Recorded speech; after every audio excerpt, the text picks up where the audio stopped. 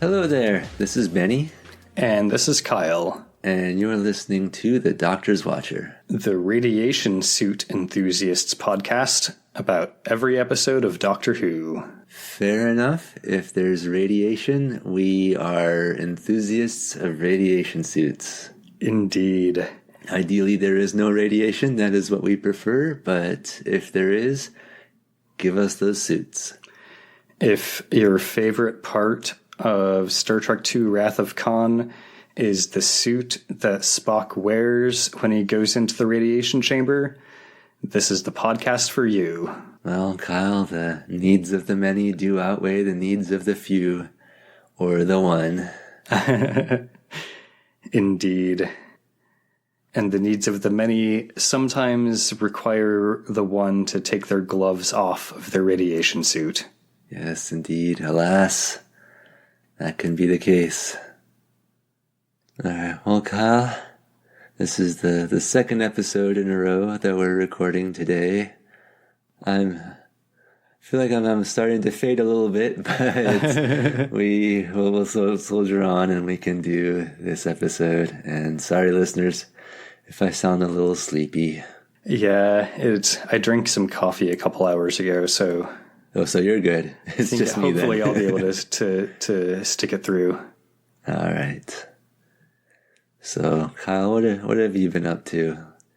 So this is currently November, and my partner and I think we started doing this last year, and then we're continuing doing it this year.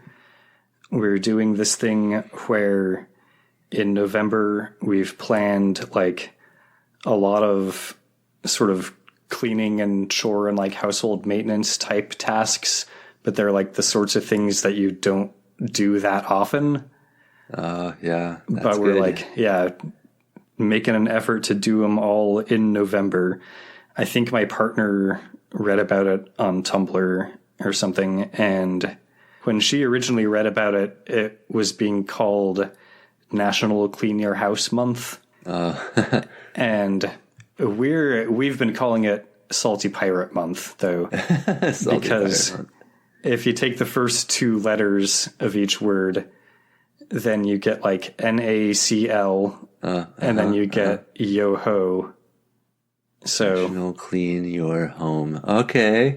Yeah, NACL yo-ho. Salty Pirate. Yeah, so yeah, we're spending the month doing our Salty Pirate tasks and getting our house into better cleanliness and order. Excellent. Yeah. Meanwhile, over here, we've been, I don't know, I actually can't think of much. I think I talked about most of it. Like I said last episode, we've been watching Star Trek. We've been, oh, you know what? One thing is that since daylight savings time has happened, we've been going for walks in the evening and it's darker. And the other day we were out for a walk and we saw 2 raccoons. Oh, nice. So that can be my thing for this episode. Always exciting. 2 chubby little guys walking along. Yeah, we tend to get a fair amount of raccoons in our neighborhood, especially like right around twilight, dusk. Like if you get the right time of day, then you'll see them. Well, they are very cute. I don't want to get too close to them because they are wild animals, but they're cute, chubby little guys. Sometimes not even that little. They're pretty big. Yeah, I've definitely seen some that are like, medium to large cat size. Yeah. Cool. Indeed. Love raccoons. Very cute. Yes. And another thing that's very cute are our favorites in Doctor Who.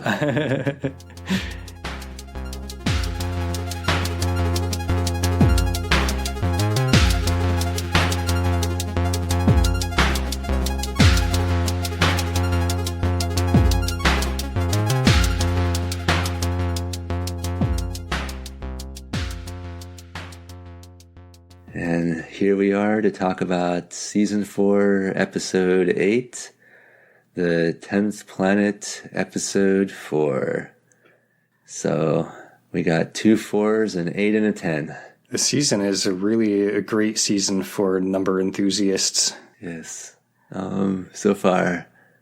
Speaking of numbers, dates are numbers, and this episode came out on October 29th. And something that came out October 27th, also in 1966, I should mention, was a Star Trek episode called Miri, which is where they travel to a planet where all the adults got sick and died, and now there's like this civilization of semi-feral kids. I think I remember and our heroes, that one. of course, catch the same disease, and they start getting sick, and yeah. Yeah, I'm pretty sure I remember that, and... yeah, not necessarily the best, but Yeah, it has kind of classic Star Trek vibes to it, but yeah, maybe not top of the list. Yeah, they kind of do a lot of episodes that are like, oh, here's the planet where it's all kids. Yeah, Here's the planet where it's cowboys. Here's the gangster Here's planet. the gangster planet. Yeah, I think that's honestly one of the things that has maybe led to Star Trek being such a phenomenon and like lending itself so well to fanfic and things like that, is that all you got to do is be like, okay, now we're going to drop these characters in pirate world, or now we're going to drop them in medieval world, or yeah, there's all these different directions you can take. Yeah, the isekai is built right in. Yes. Exactly. It's you can isekai without even having to leave your own universe. Isekai and then reset to the status quo at the end of every story. Yep, just get back on your ship and fly to the next one.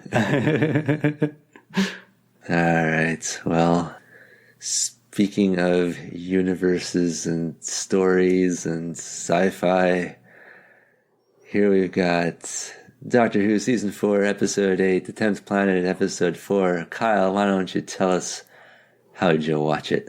So here we are finally getting to why this serial is not on BritBox. Oh no, yeah, we've been waiting for this. Yep. This is a missing episode. I watched a loose cannon reconstruction. I guess there is a BBC animated version of it now. Oh. That's not on BritBox? No, I was kind of surprised, but I think they only animated this one episode since the first 3 episodes still existed. Yeah, but you think that they could just have the 3 episodes that exist and then the animated one and then have the serial on BritBox, but what do I know? I don't work for the BBC. So, yeah. I'm not sure why I didn't watch the animated version, but I watched the loose cannon one. Yeah. Well, maybe that one was a bit harder to track down those sails on the wide ocean. Yar, sometimes the ships do be elusive. Indeed. I mean, the ports, what are we even doing with our metaphor here? I don't know. We're being pirates. That's all that matters. Do you recall our Cliff Dingler from episode 3? Oh, the Cliff Dangler was 10-9-8-7-6-5-4-3-2-1 launch, and they're launching the Z-bomb into space to try and blow up them Cybermans. They are. We're still doing pirates. They are. Ben had attempted a sabotage, and it was unclear whether he actually completed it before he was interrupted or not. And our Cliff Dingler resolution is that the rocket doesn't launch. And the answer is yes, he had completed it. Also, in our Cliff Dingler resolution is that the Doctor is feeling better now and will be participating in this episode. Welcome back, William Hartnell. Indeed. Hope you had a nice week off to recover. Yes. So he just like shows up and he's like, "Oh, I'm doing better." Basically. Yeah, basically. Okay. General Cutler pulls his gun out and starts accusing Barclay of helping to sabotage the rocket. Well, accurate. Yeah, he's not wrong. He orders Barclay to get Shulolium's 2 on the comms. And when Barclay does this, Lieutenant Cutler up on the Shulolium's 2 says that his capsule is almost out of power and it's spinning badly. He says, "Tell my wife I love her very much." He says that this new planet, Mondas, keeps getting bright like a sun and then going dark again. Oh, yikes. Well, maybe that's it, like sucking up all the juice from Earth. And yeah, the doctor says... We cannot absorb much more energy. So, like, I think, maybe this is a sign that, like, it's almost a full charge. Mm-hmm. You know, as, like, when you're charging things and, like, the little light turns on and then, like, it starts to blink, like, when you're approaching full, maybe. Or maybe, like, when your phone starts to get kind of warm when it's been charging for a while, but this is a planet and it's getting very warm indeed. Snowcap loses contact with Shulolium's 2. They presume that probably it was a power failure. The ship is out of power now, basically. That's not good. General Cutler starts getting worked up about his son probably dying, which, fair. Yeah. But he starts saying that he's basically going to kill... It wasn't clear who he meant. Kill people at Snowcap, kill the Doctor and Polly and Ben. I'm not sure who he meant, but he's going to kill somebody for killing his son. Yikes. And I mean, his son did volunteer, to be fair. Yeah, that is true. I think maybe he meant he's going to kill, like, everyone here at Snowcap. Oh. But he says he's going to start with the Doctor. Dang. As he starts getting all worked up and starts making these threats and everything, he ignores all of his subordinates and, like, technicians at Snowcap who are telling him that the Cybermen are, like, landing now. That seems like that should be your priority. But yeah, he's not paying attention. And then some Cybermen, like, enter the base, and General Cutler is pretty quickly shot and killed. Dang. So yeah, he was not a great guy, but pour one out for General Cutler. The Doctor starts explaining to the Cybermen who just entered the base that he and his companions actually saved Mondas. Huh. Is that what we meant to do? The Cyberman is basically like, Save Mondas! We do not believe you. We have seen a rocket missile aimed at Mondas. Oh, yeah. I mean, I guess that they saved it by preventing the Z-bomb from firing. But yeah. I mean, it's not like they were doing it out of desire to save Mondas. Yeah, that wasn't like... to help the Cybermen. Yeah. But yeah, the Doctor's just like, yeah, dude, there was a fucking rocket missile and we prevented it from being launched.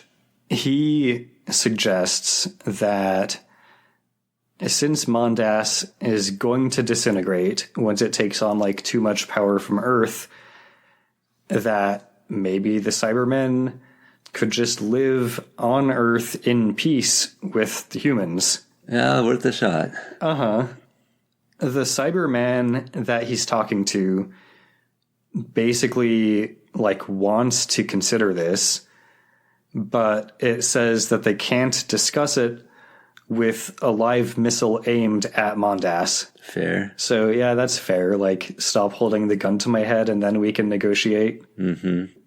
Ben and some of the Snowcap technicians head out to go, like, detach the Z-bomb warhead from the rocket, basically. Yeah, good idea. the Cybermen decide to take Polly and the doctor hostage as collateral, basically to ensure that, Ben and the techs are actually going to, like, disarm the Z-bomb and not, like, launch it or whatever. Mm-hmm. So they're going to escort Polly to the cyber ship. The doctor's going to, like, stay here in the base, but, like, with Cybermen guarding him. And the doctor basically makes the Cybermen promise to return Polly once the bomb is safely removed from the rocket and stowed away. And then he just, like, reminds Polly to bring her coat with her so she doesn't get cold. Aw. That sounds a little bit like he might have a plan. She gets taken to the cyber ship and is put into a small cabin in the cyber ship where a Cyberman puts its hands basically on each side of her head, and this causes her to just fall unconscious. Oh, yikes. And then it just, like, secures her in the chair in the cabin. Is it a magnetic chair? No, the Cybermen don't quite have that good technology. It had, like, actual restraints. All right. Snowcap starts receiving a phone call or whatever from the head Q in Geneva, and the doctor answers, basically saying that General Cutler is unavailable. And that he, the doctor, has been temporarily put in charge. By himself. Right. Yeah, he's leaving that bit out, and he's leaving out, like, specifically how and why Cutler's unavailable. Mm-hmm. General Secretary Wigner demands to speak with Cutler, but before this conversation can really get any much farther than that, a bunch of Cybermen pour into General Secretary Wigner's office, and one of them claims to now be controller of the art, resist arts, and you die. Oh my goodness. Okay, so these, like, cyborg creatures who are here to, like, make us like them, say that we should not resist them. That sounds very familiar. Yeah. And yeah, they're just kind of, like, walking in and taking charge and gonna kill anyone who stands in their way. Yes. This Cyberman, the one who's proclaiming itself to be the controller of the Earth, tells the Cyberman at Snowcap over the comms to start proceeding with the second objective and to report back to it as soon as it's ready so they have time to evacuate. Uh-oh, that doesn't sound good. Yeah, the doctor's like, evacuate? Secondary objective? Shit. The destruction of the earth? Ben, Barclay, do not help them! They're going to use the Z bomb to destroy the earth! Oh dear, that does happen when you build big bombs. Yeah, there's kind of the whole thing of, like, you feel really good and powerful when you're in control of it, but you can always lose control of it, and then your enemy takes control. Yeah. Sorry, Kyle. I'm just a little sleepy. I feel a bit like Mondas is draining my energy too. Yeah, I know that feeling. The doctor basically hopes that if the Cybermen can be delayed and stalled long enough, that Mondas will reach the energy saturation point where it's taken on too much energy from Earth and it'll disintegrate. So basically Polly's plan. Because after all, we only temporarily saved Mondas when we didn't fire the missile, but we kind of didn't mean it. Yeah, saving Mondas there was really just kind of a side effect of trying to save Earth. Yeah. Back in the bomb room, Ben and the technicians are wearing protective radiation suits as they work to remove the bomb from the missile. Mm-hmm. Until we are radiation suit enthusiasts. But then they get the doctor's message about the Cybermen's plans. So, they should stop their work basically because they don't want to help the Cybermen blow up the Earth with the bomb. Yeah. Regardless of what the Cybermen have used as leverage on you, if they're going to blow up the planet, that kind of cancels it out. Yeah. They do start to wonder why they were sent to do the work, since the Cybermen are stronger and faster than they are, and could get it done more efficiently, basically. A valid question. Seems apropos. But as they talk it out, Ben sort of realizes that maybe the Cybermen are probably afraid of the radiation. So we know Daleks don't love radiation, right? Yeah, I'm pretty sure that was something Daleks had to deal with too. Yeah. So he gets all the technicians to basically just lay down and play dead. And then he starts calling to the Cybermen for help. And the Cyberman who is stationed outside of the bomb room to watch them and keep an eye on them comes into the bomb room and almost immediately stops functioning because of the radiation. Oh, yikes. The camera, well, this isn't the loose cannon reconstruction, obviously, but the camera kind of starts getting all spinny and stuff. And then the Cyberman falls down. That's quite a lot of radiation. Now I'm even more of a radiation suit enthusiast. Yeah, I was starting to get really impressed at these suits at this point.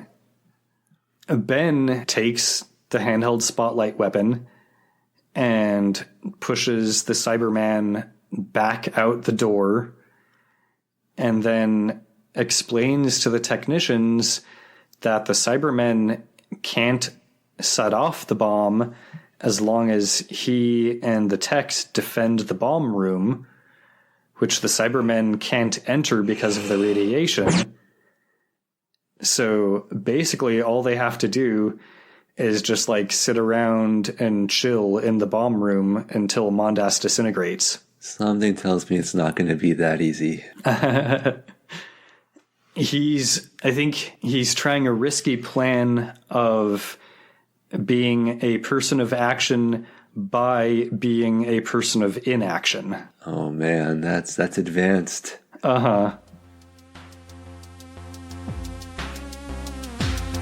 Hello, Doctor's Watcher listeners. We are your servants. We do not need guns, but we do need your 5-star ratings and reviews. No more than 5 stars to be seen together at any one time. We are ready to teach these human beings the law of the Doctor's Watcher. Back to the show. Of course, the Cybermen still have Polly and the Doctor as hostages. A Cyberman explains that between Mondas and Earth, one of them has to be destroyed to save the other, and it's going to be Earth that gets destroyed to save Mondas. Well, all right. I'm glad we established that. It tells them, though, that if they help it, it'll take them back to Mondas with it, where they can live in safety. As Cybermen? Cyber people? Yeah, that part's not clarified. I get a feeling, though. I get that sense. Ben's just nope, I'm gonna stick with my risky person of action, person of inaction plan. and we're just gonna chill here in the radiation bomb room so you can't do anything about it. So the Cyberman has the doctor sent to the cyber ship to join Polly, basically, and it tells Ben that if he and the technicians don't start working on the bomb again in the next 3 minutes, he'll never see his friends again. Dang. He disconnects the bomb room's communication system. Oh, bold. It seems like, yeah, probably a good plan. And he starts explaining a plan to the technicians. But, of course, we cut away before we get to hear any details of the plan. Oh, yeah. We've seen those before. Classic, not even just classic Doctor Who, but just classic TV storytelling in general. Over on the cyber ship, there's a whirring noise in the background that's getting louder and higher. Polly wonders if it's the engines and maybe the ship's going to take off, but the Doctor doesn't think so. He thinks that this whirring noise might be coming sort of from Mondas, because the ship gets its energy from Mondas. He's thinking like maybe it's getting to the point of getting too much energy. Oh, so the ship is somehow like hooked up to Mondas's energy, like through some sort of, I don't know, quantum entanglement. Something like that, yeah. It's definitely quantum, whatever it is. Cyber quantum. Yeah, So if the planet explodes, does the ship explode? Maybe we should take a few steps back. Yeah, I mean, with a cyber ship, it might just explode like any time for any reason. Yeah. And, the Tesla of Cybermen is not gonna refund you or I would make a Cybertruck reference, yeah. I had a sense that might be what you were going for. Not gonna be able to get spaceship insurance on your cyber ship. So Polly actually has a very similar worry as your thought. Like, if Mondas blows up, does that mean this fucking ship's gonna blow up too? Yeah. When I said to take a few steps back, I realized they're on the ship. So maybe more than a few steps. The Doctor doesn't really have a good answer for her. He basically just doesn't know. Yeah, the Doctor, I feel like, hasn't done a whole lot this serial. Yeah, not really. I mean, he knew about Mondas and he knew about the Cybermen, but hasn't really done much with that knowledge, it seems like. I guess he kind of tried to warn people. That didn't really take, but then, he kind of just stopped trying things. Yeah. Slept through an episode. Back in the radiation bomb room, Ben is looking for something small and portable that would be radioactive. Okay, yeah, that makes sense. You could use that. Against the Cybermen. Well, if we extracted the reactor rods, they could be carried for a short distance, but it would be a very tricky operation. Yeah, and it might get a little warm, even with the radiation suits. Ben thinks that they need to try this. I hope you're not planning on having any kids there, Ben. Yeah, radiation suits can only do so much. Yeah. Yeah, at some point you're going to have to, start using Rad-X and Rad-Away. Yeah. At some point was probably several minutes ago. Yeah, probably.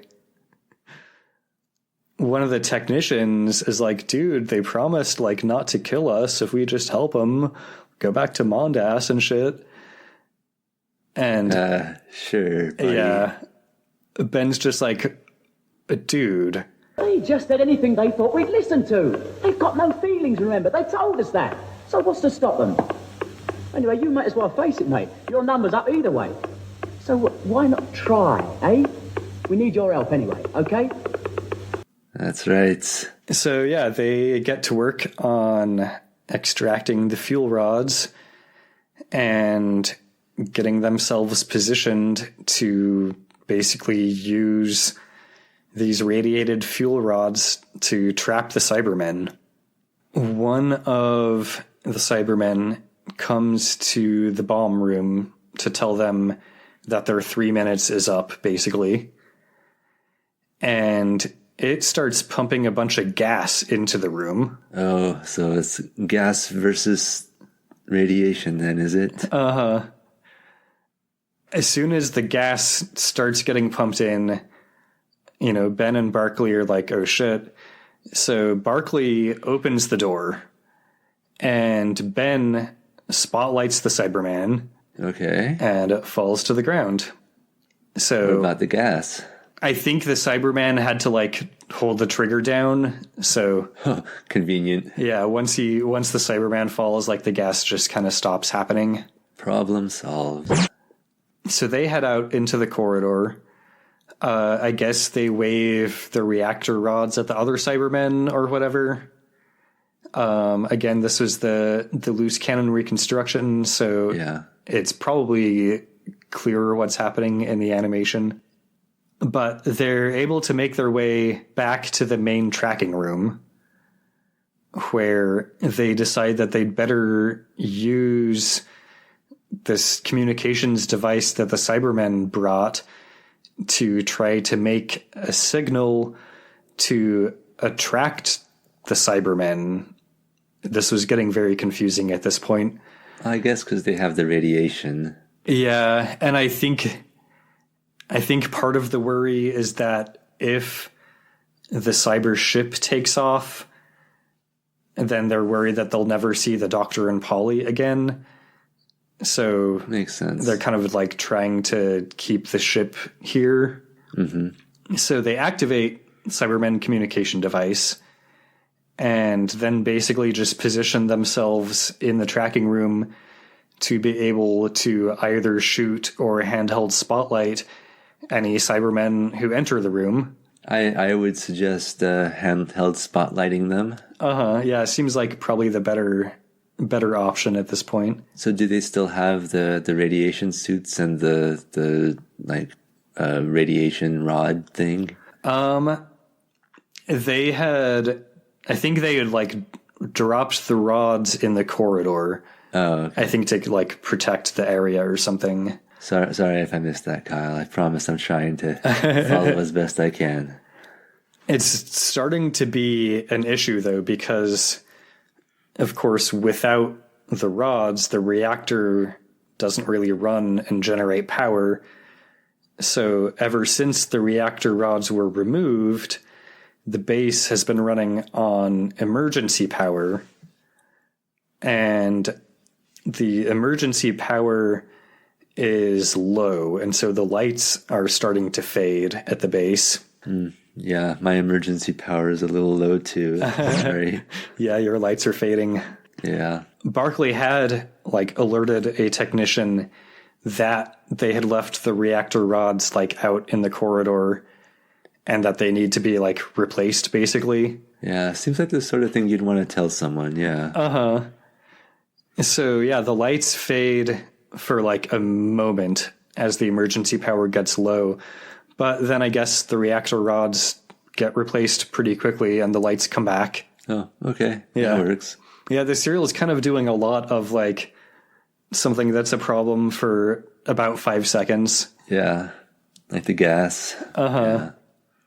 Some Cybermen show up in the tracking room and tell them that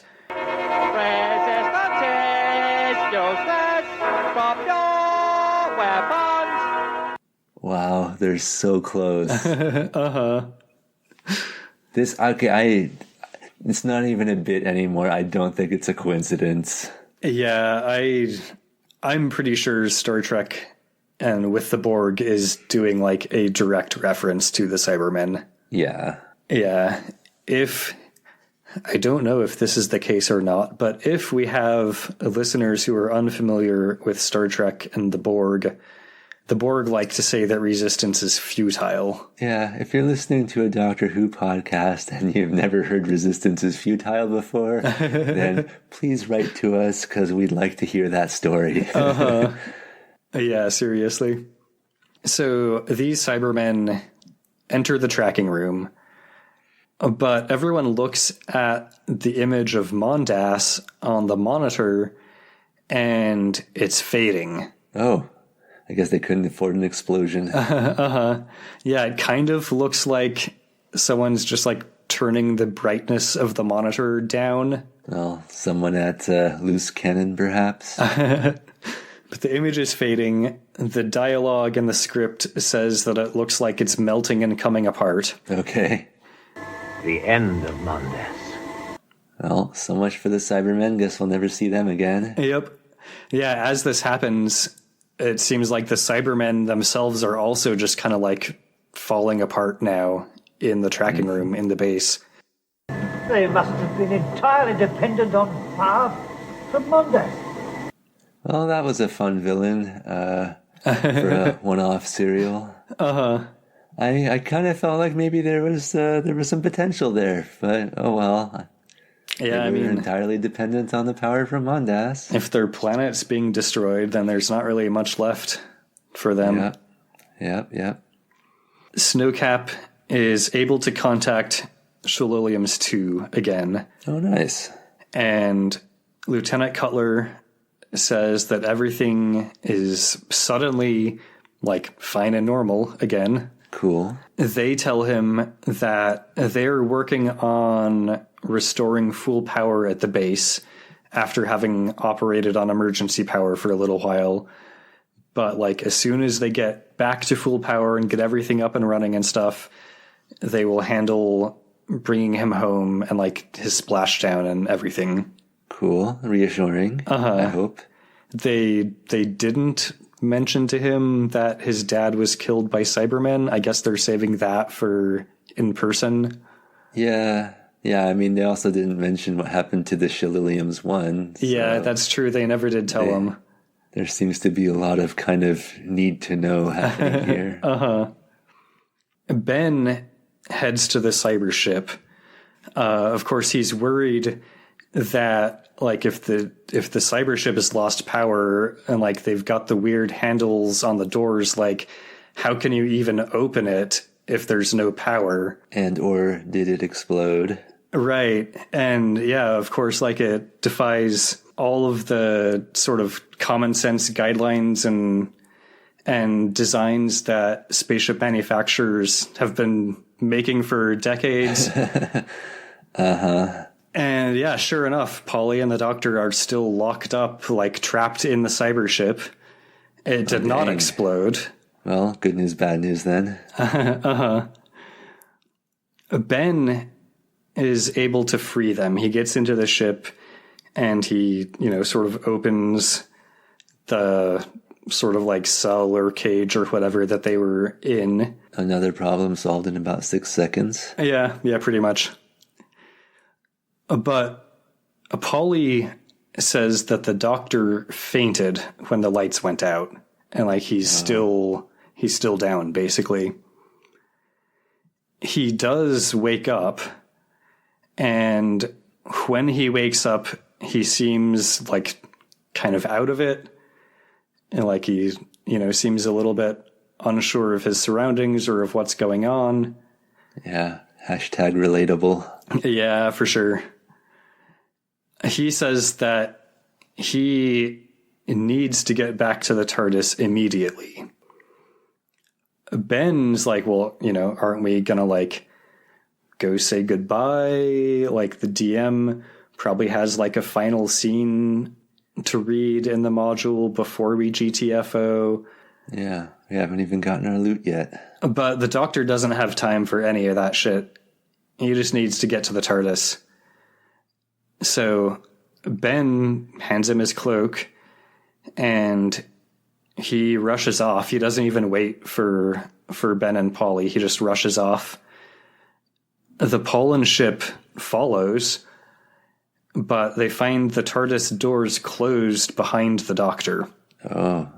Wait for us!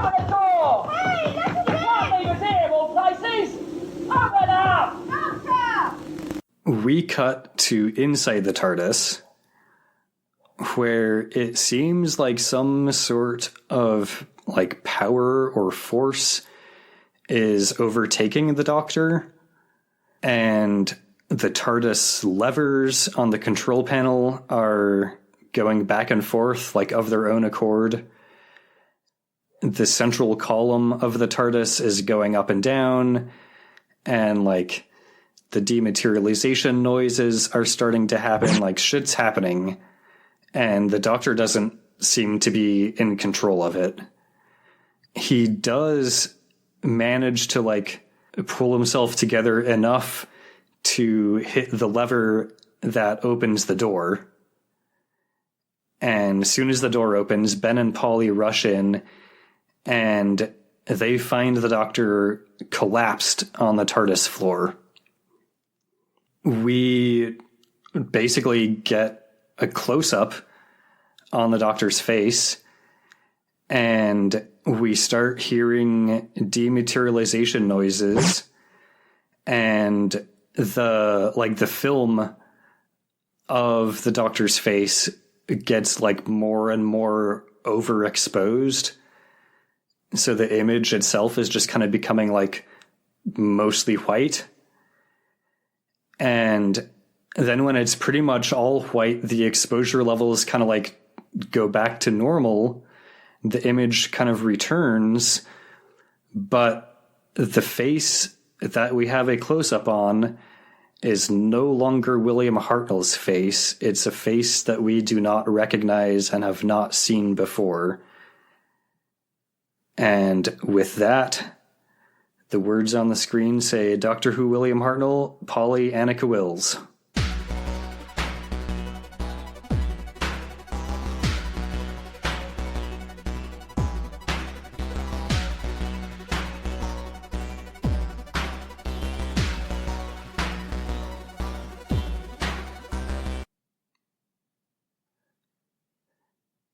And with that, the words on the screen say Doctor Who William Hartnell, Polly Annika Wills.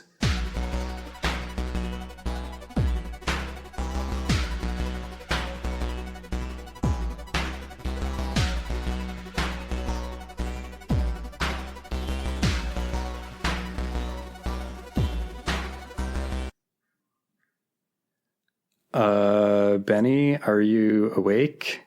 Are you there? Did the Mondas drain your energy? I'm not Benny anymore. That's weird. Yeah. There's like a flash of light, and I just kind of woke up like this.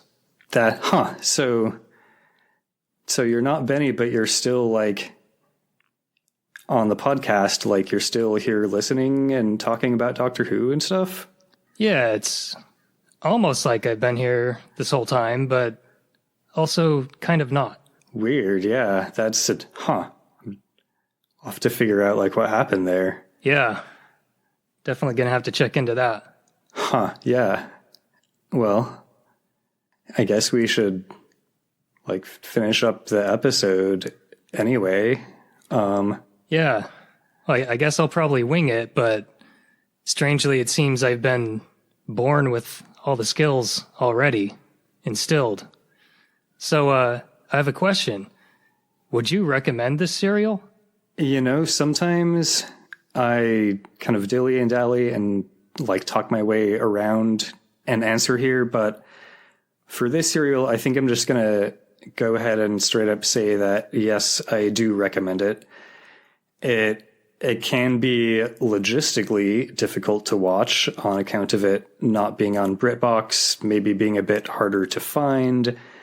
The story itself is kind of confusing sometimes and kind of lacking other times. It's not like the greatest story, but it is the introduction of the Cybermen. That's pretty cool. Agreed. It seems like something strange and interesting and probably historical or noteworthy is happening at the very end of the episode with like the Doctor's face changing and stuff. That was weird. Yeah, it felt very strange on my end as well. So, yeah, I would definitely say that this is a good serial to watch for historical purposes, for sure. And it's pretty entertaining too. Like, even though the story is not the greatest, like the plot is a bit hard to follow, but it's still pretty fun. Yeah, I liked it too. The Cybermen are pretty awesome. They were creepy in the way you described them, and also creepy in the pictures I looked at online. They kind of crossed into that sort of that, I don't know how to describe it, like old school 60s creepy, but even aside from that, they're creepy because they sort of look like giant evil Lego men with like weird attachments on them. Yeah, they totally do. So, yeah, well, I guess we can thank the smugglers for, giving us the ability to hopefully watch this one. Indeed. So, yeah, thanks to the smugglers of the world, for sure. Indeed. Acting as librarians, in a sense, to all of us. Yeah, preserving historical knowledge and entertainment. Indeed. So, Kyle, do you have any end notes to put in here? Yeah, I did want to mention, since this episode is being released on December 28, that is, kind of right in the middle of various winter and end of year holidays that I imagine lots of our listeners might be celebrating. So I wanted to look directly into the camera and pass the fourth wall and wish a happy holidays to our listeners. Woohoo! Happy holidays and happy almost Gregorian New Year. Yay! Listeners, Kyle didn't actually look directly into the camera right then. It's true. That's okay. Yeah, camera's over on my other screen. Well, cool. I guess if that's everything, I want to, in my weird new body and my strange new clothes and all these weird new feelings, I'll set those aside for a moment in order to thank you, Kyle, for watching Doctor Who and telling us about it. And thank you. I didn't quite catch your name, but I feel compelled to call you Ryan. And also thanks to Benny for listening to me talk all about Doctor Who. Yes, Ryan, that does feel truthy. And also my deepest thanks to Benny for all that he's done on the podcast and being such a good listening companion. And most of all, thanks to the listeners for listening to us talk about Doctor Who. Indeed. And also, it's the bit where we have to tell them to leave ratings and reviews and tell their friends and whatever. Oh, right. 6 out of 5 stars, 18 smiley faces, and 4.7 thumbs up on every podcast listening area that you can find. Indeed. And yeah, tell your friends. This is a good podcast to listen to if you like Doctor Who, or if you don't, then maybe listen to it anyway. Yeah. And what if they want to contact us? They could do that by emailing thedoctorswatcher@gmail.com, or on that one social media platform that will probably get off at some point, I imagine, at Doctor Watcher. Yeah, I think it's pronounced shitter. Yeah, that sounds right. Drop us a load on shitter if you feel the need. Indeed. And listeners, tune in 1 week, actually, for a special bonus episode that will be all about the first Doctor. And tune in 2 weeks for the next episode. Excellent. Love it when there's bonus episodes. Nice. Cool. I'll talk to you later then. All right. Bye. Bye.